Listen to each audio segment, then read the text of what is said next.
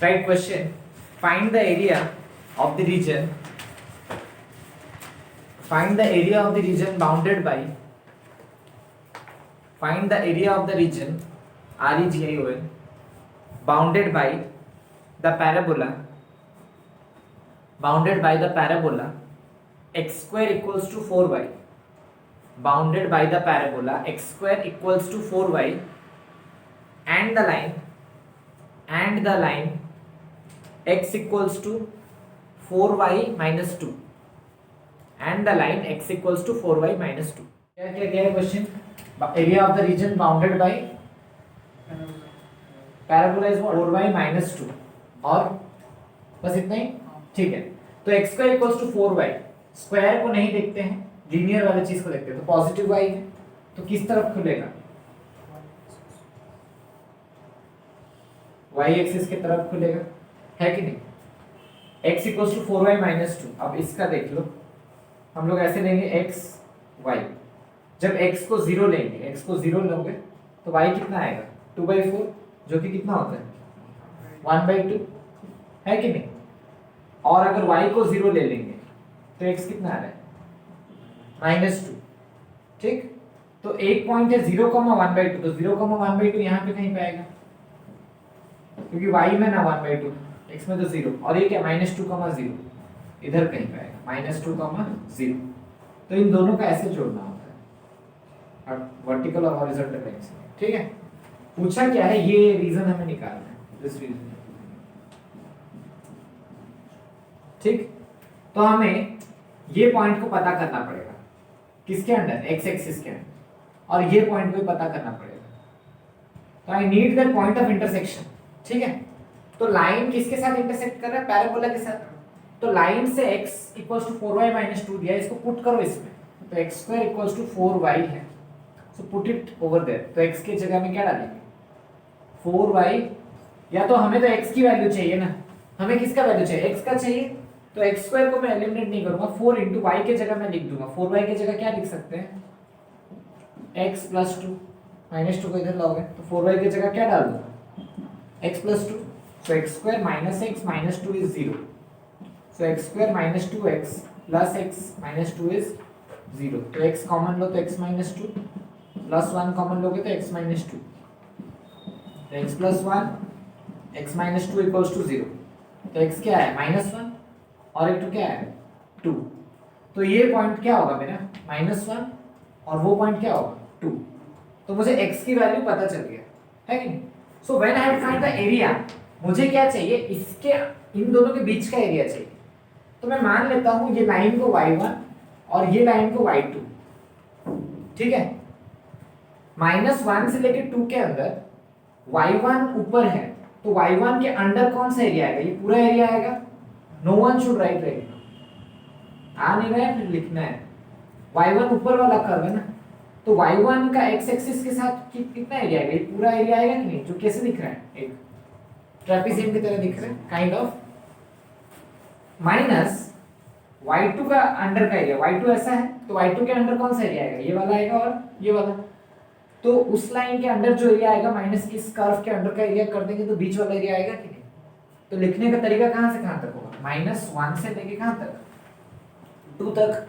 -1 से 2 तक ऊपर कौन है? y1. तो y1 माइनस y2 dx, है कि नहीं? So this will be written as -1 to 2 y1 कौन था? स्ट्रेट लाइन था.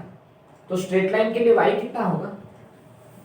y कितना होगा? x plus 2/4. तो पुट करो यहाँ पे, x plus 2/4 minus y2. Curve के लिए y कितना है? x square by 4. समझे? सो अभी ये क्या होगा? x by 4. तो x बाई 4 का इंटीग्रेशन क्या होगा? 1/4 को रखेंगे, x का integration is what? x square by 2.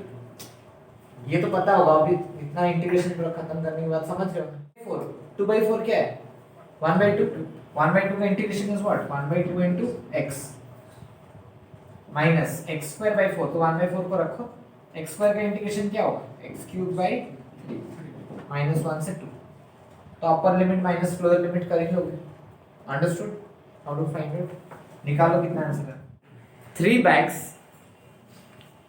bags contain a number of 3 bags contain a number of red and white balls as follows. Contain a number of red and white balls as follows. Bag 1 3 red balls. Bag 2 2 red and 1 white. 2 red and 1 white. Bag 3 3 white balls. 3 white balls. Full stop. The probability that bag will be chosen, the probability that bag will be chosen and a ball is selected from it, and a ball is selected from it, is I by 6. Sorry, is 1 by 6. Bit 1, what is the probability that a red ball is selected? What is the probability that a red ball is selected? Bit 2, if a white ball is selected.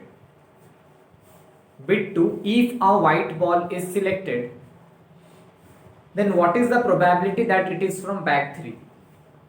If a white ball is selected, then what is the probability that it is from bag 3? Then what is the probability that it is from bag 3? Okay, 3 bag है. Bag 1 में क्या क्या है? 3 red balls. Bag 2 2 red 1 white. हाँ, probability that bag will be chosen and ball is selected. मतलब एक bag से एक बॉल निकालने का प्रोबेबिलिटी दिया हुआ है. क्या फॉर्मूला है? I by 6. ऐसा हो सकता है कि बैग 1 चूज किया जाए और वहां से बॉल निकाला जाए. तो इवेंट 1 एग्जाम में लिखना पड़ेगा. इवेंट 1 है बैग 1 इज सिलेक्टेड. E2 क्या होगा? Bag 2 is selected. E3 bag 3 is selected. ठीक है ना? तो probability of E1 is what? 1 डालेंगे तो 1 by 6.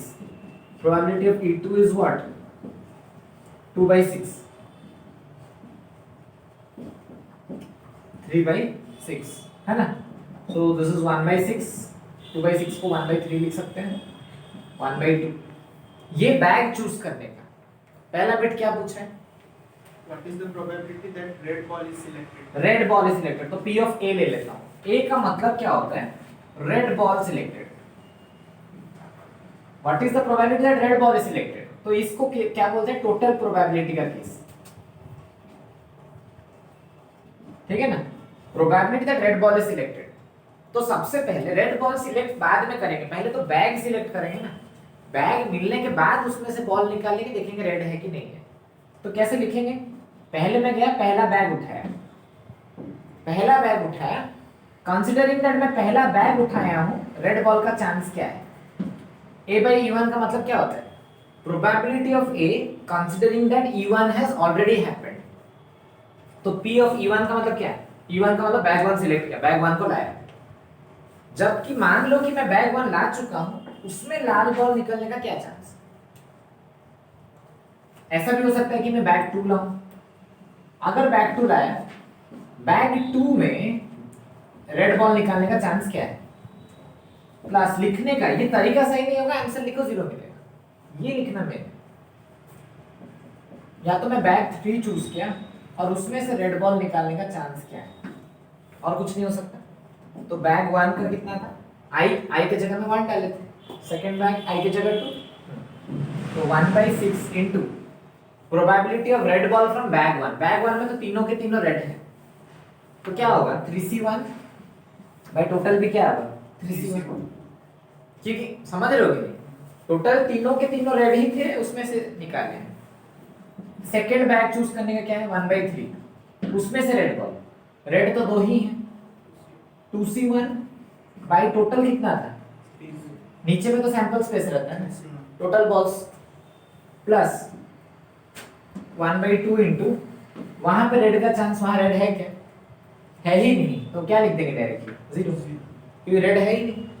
ये answer 1/6 into 3c1 by 3c1 कितना होता है 1 कट जाएगा, प्लस 1/3 इंटू 2c1 2 होता है 3c1 3 होता है, तो 1/6 प्लस 2/9 निकाल लो कितना आ रहा है, कितना आएगा 18,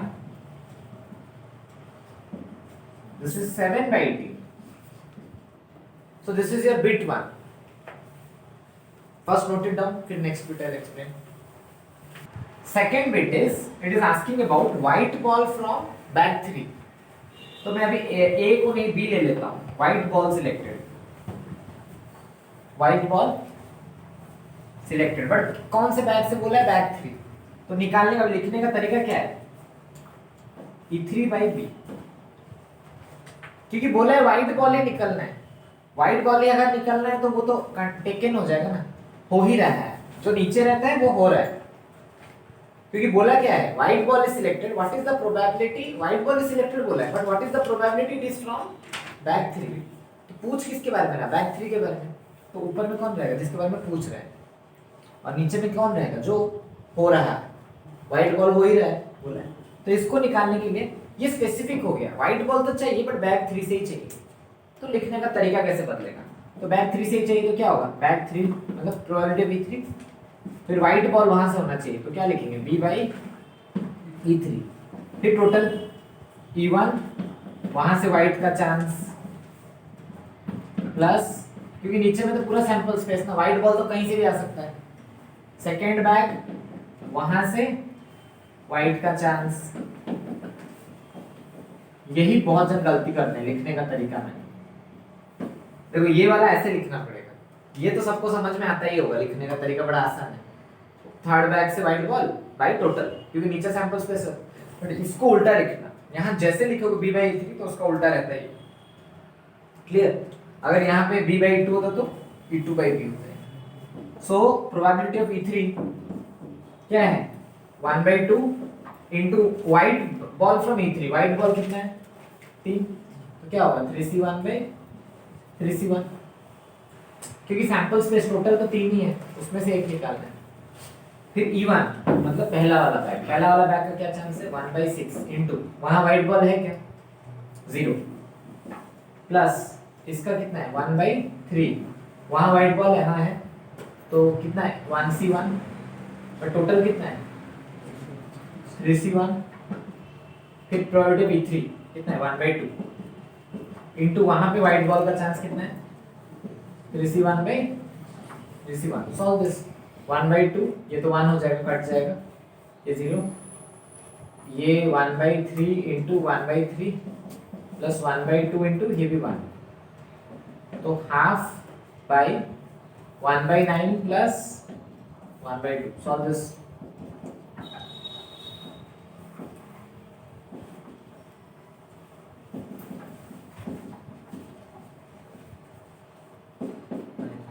Nine by 11. Find the image of the point. Find the image of the point 1, 0, 0 on the line x/1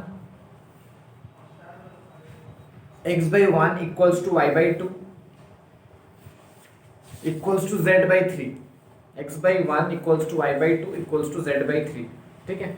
it is asking you to find the image of this point, हम एक लाइन है जिसका दिया है z/3 इक्वल्स टू लैम्डा ले लो, सो x equals to क्या आएगा 1 into lambda, y 2 into lambda, z 3 into lambda, तो मान लेते हैं इसका इमेज कहीं पे तो एक आया, ये पॉइंट है तो ये a', बट ये जो इमेज आया ये वाला पॉइंट को हम लोग लाइन के ऊपर ले सकते हैं कि नहीं, ये पॉइंट तो लाइन के ऊपर है ना, तो लाइन का xyz मिला है तो यही पॉइंट को मान लो वही होगा, xyz can be any value, this one कहीं पे भी xyz ले सकते हैं, तो मैं मान लेता हूँ जो आया वही xyz, तो लैम्डा 2 लैम्डा 3 लैम्डा xyz ये पॉइंट है, मिड पॉइंट है, ठीक, तो अभी ये पॉइंट पता है, ये पॉइंट पता है, तो इसको मिड पॉइंट को O ले लेता हूँ, तो स्लोप ऑफ AO क्या हो जाएगा, स्लोप तो नहीं बोलेंगे, डायरेक्शन ऑफ AO कैसे निकलेगा? इसका डायरेक्शन होता है ना x2 minus x1 i cap y2 minus y1 j cap z2 minus j1 k cap. तो करते हैं lambda minus 1 i cap 2 lambda minus 0 तो 2 lambda j cap plus 3 lambda minus 0 तो 3 लैम्बडा k कैप।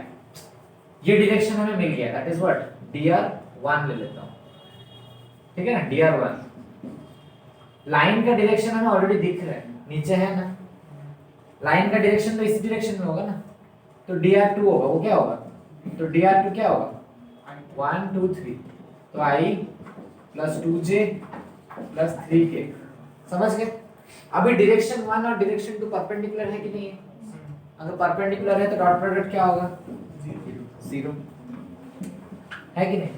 तो lambda minus 1 into 1 क्या होगा, खाली lambda minus 1 plus 2 lambda into 2 है ना, plus 3 lambda into 3 is equals to 0।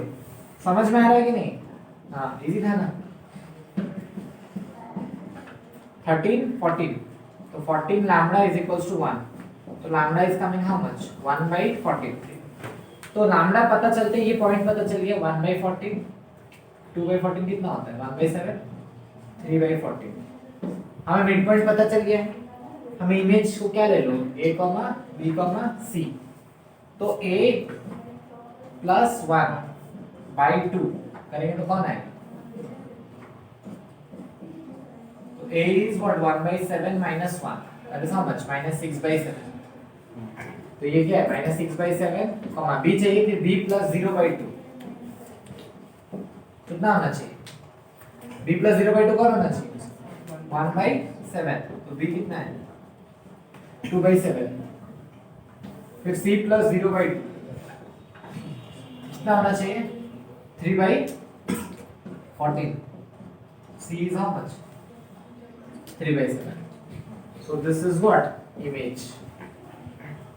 differentiate tan inverse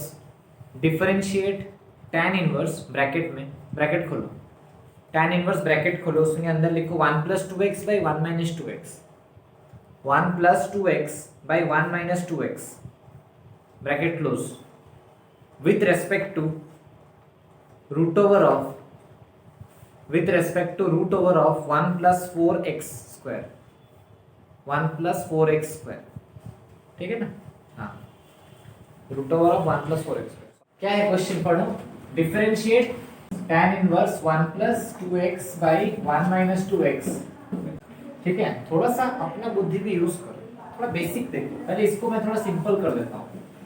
tan inverse है ना 1 + 2x, थोड़ा देखो मैं जैसे लिख रहा हूँ बाई 1 - 1 × 2x नहीं लिख सकता, खाली 2x को 1 × 2x लिख सकता हूँ।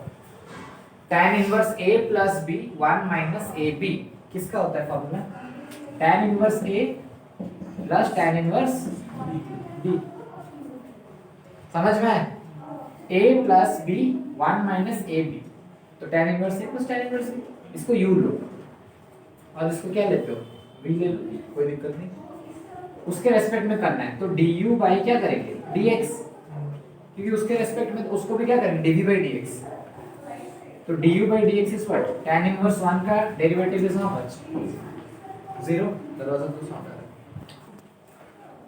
1 + 2x का होल स्क्वायर ठीक है ना 1/1 + 2x का होल स्क्वायर, क्योंकि tan इनवर्स के अंदर जो होता है उसी का स्क्वायर होता है 1/1 + उसका square into chain root 2x का डेरिवेटिव 2 × 1 तो कितना है, अभी कुछ छेड़खानी मत करना, ऐसे ही रखना 1 + 4x स्क्वायर ठीक है ना। ये आया du/dx दिस इज 1। अभी v पता है तो dv/dx रूट का डेरिवेटिव क्या होता है, मैंने बताया था रूट x का क्या होता है 1/2 रूट x, तो रूट का क्या होगा 1/2 रूट जो है वही लिख दो पहले 1/2 root over of that thing into chain root 1 का क्या होगा 0 प्लस 4 रहेगा x स्क्वायर का कितना होगा 2x 2 और 2 कटा कि नहीं, तो 4x बाई इक्वेशन 2। इसका इसके रेस्पेक्ट में करना है, सो व्हाट आई डू, हमें क्या चाहिए du/dx dv चाहिए. So what I do, du by dx by dv by dx, this divided by that. So कितना आ जाएगा 2 by, उसको करेंगे तो 4x नीचे 2, रूट ऊपर है नीचे में नहीं है तो क्या रहेगा 1 by 2x into root over of 1 plus 4x. ठीक, दिस इज माय आंसर.